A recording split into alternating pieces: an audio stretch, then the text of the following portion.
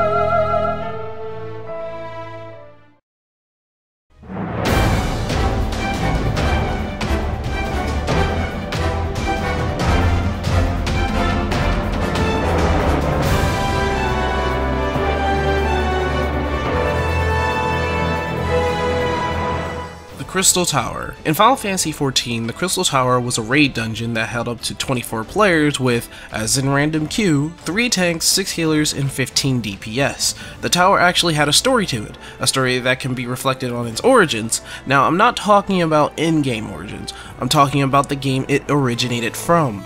Final Fantasy III. At the end of the game, you were confronted with the Crystal Tower. You, as the hero of light, must enter the tower and stop the Archmage that plunged the world into darkness, Xunde. Now, as I said, the Crystal Tower in Final Fantasy XIV is but a reflection of what it is in Final Fantasy III. They even have the same method of going through the damn thing. You see, the Crystal Tower is actually split into 3 parts. The first is the Labyrinth of the Ancients, the maze that was made to keep intruders out by having them get lost in the twisted corridors, along with the mini traps that reside inside. The Crystal Tower itself, just a winding staircase of doom, where the most powerful and dangerous enemies like to hang out. Of course, this is where you also find Xunde and end his tyranny over the world. And last, yes, the Crystal Tower isn't actually the last dungeon, of course, is the World of Darkness, where you fight the actual final boss of the game and see the face of sheer, unadulterated darkness. Darkness! So this is what I'm going to do. I'm going to be breaking them into 3 parts, a trilogy if you would. I will be breaking the videos by dungeons, the Labyrinth of the Ancients first, the Crystal Tower second, and the World of Darkness last. Darkness! So with this long ass introduction out the way, let's get to the first dungeon in this 3-part special. Ladies and gentlemen, I would like to present to you the Sync Weaver special and essentially a Final Fantasy III tribute, the Crystal Tower Trilogy. Let us begin with the Labyrinth of the Ancients. This ancient labyrinth is the first line of defense for the Crystal Tower. It was made by an extremely powerful mage whose purpose for making the tower was to bring glory back to the Allegan Empire. The same mage and scientist who you fight later on, but that's going to be touched upon in the next episode. The labyrinth was directly made to throw off any idiot who dares to step into the obviously dangerous looking building. So as the warrior of light, we are the direct idiots who will go into the labyrinth to get ourselves into all types of shit.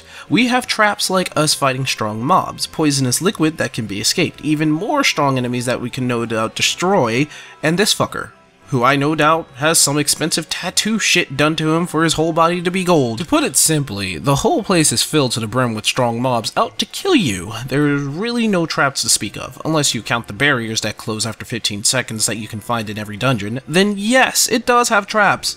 like all the other ones do. But let's get serious. The dungeon is related to the dungeon named the Ancient Maze in Final Fantasy III, but the story is a bit different. Instead of figuring out what lies inside for research and curiosity, it was the final point in the game where you had to find the final crystal, that being the Earth Crystal. As the Warriors of Light, eventually find your way to Titan, the last and final guardian of the 4 crystals. In the labyrinth, you'll find all types of monsters and treasure, and for at least my experience, I had a bit of trouble finding my way through. Though it wasn't as hard as I thought it would be, I didn't get lost even though it's supposed to be called the Ancient Maze. In 3, the maze had somewhat plenty going for it. 5 areas where monsters can give you a good sum of money if you were low, and the treasures there were some of the best in the game. You can find things like the Holy Lance for your Dragoon, and the Crystal Armor set for your Heavy Tank character. All of this, and they were separated into the mini areas of the maze, for which I got used to, and it no longer became a maze for me. More like, it became an area with 2 little options. The place wasn't even a maze anymore. They were basic layouts with strong mobs that got in my way, but you know,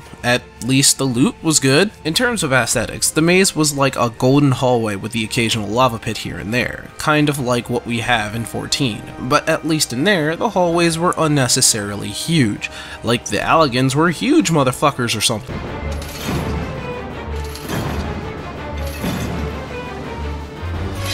Oh.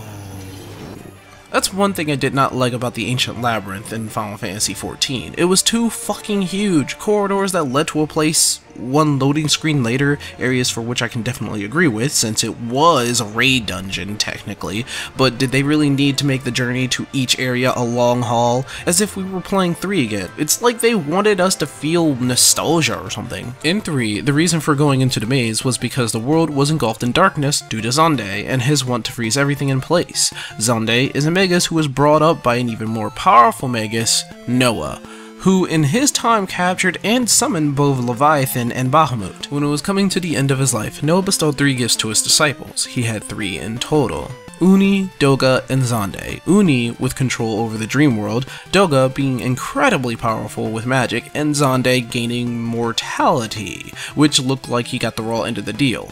Noah gave each one a meaningful gift, but Xande did not take his indignity. I mean, he lost his immortality, basically. Xande became paranoid with the fact that he would die due to his new mortality. The guy should really calm down. I mean, I'm gonna die in the future, but you don't see me destroying the world just to become an immortal, do you? So with the Crystal Tower set up and the crystals of the world being hunted, Xande sought immortality by freezing the world in place.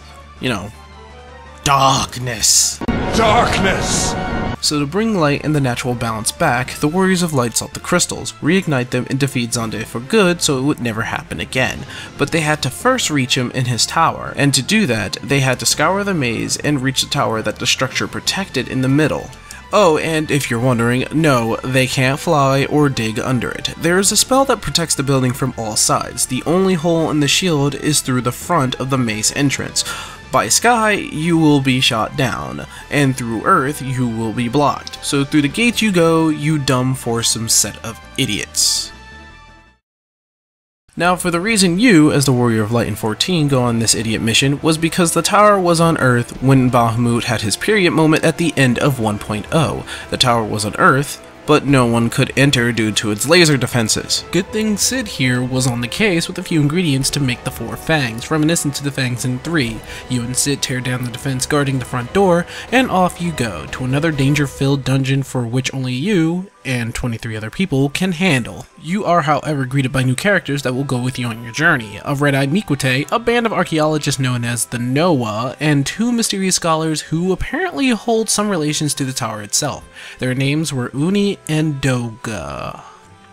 Well, the story just became obvious. As you can see, they hold nothing back to show that this was inspired and brought upon by Final Fantasy III, and it doesn't stop there. As you explore the dungeon, you'll find monsters who look fairly familiar if you're a 3 fanatic. The Bone Dragon, who looks to have more flesh than bone from what I can see. Thanatos, looking very different from her 3 counterpart. Yes, trust me, that is a girl. The original Final Fantasy III had a girl sprite with pixelated boobs. They turned it into 3D in the remake, the boobs that is, and I'm I'm sure there is a girl under that armor. You really can't see it, but I'm going with girl anyway. What I did notice is that they chose a Dullahan to represent Thanatos, which is very accurate, seeing how Thanatos in 3 was also a Dullahan. Moving on, we have the Behemoth King. Don't worry, this thing isn't as deadly as the one outside the dungeon. Health-wise, as it turns out, this guy can summon meteors from inside the labyrinth, and if not careful, you will die. Last is Plegathon. What? Oh, you mean you don't recognize him? Well, bam, here you go. Plegathon is actually based on Titan in 3, having the same golden skin and the humanoid shape. They had to change his name due to Titan already being a boss in one of the trials, but why they chose Plegathon is beyond me.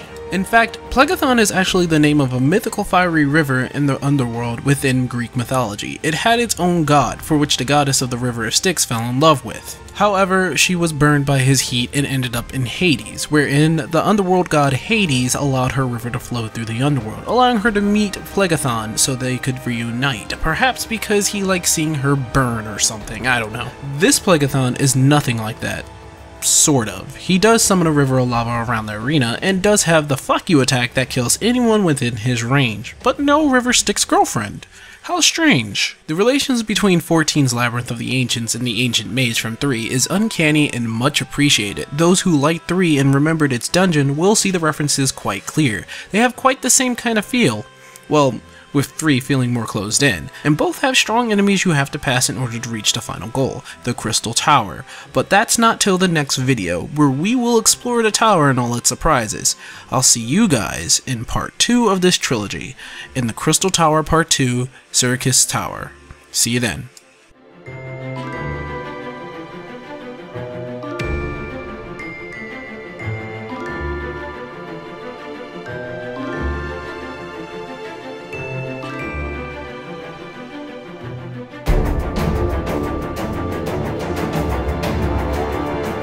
(1689), at a time when dragoons were being used by the French monarchy to prosecute Protestants. Now, to tell you that the dragoons in many Final Fantasies of the past can be portrayed as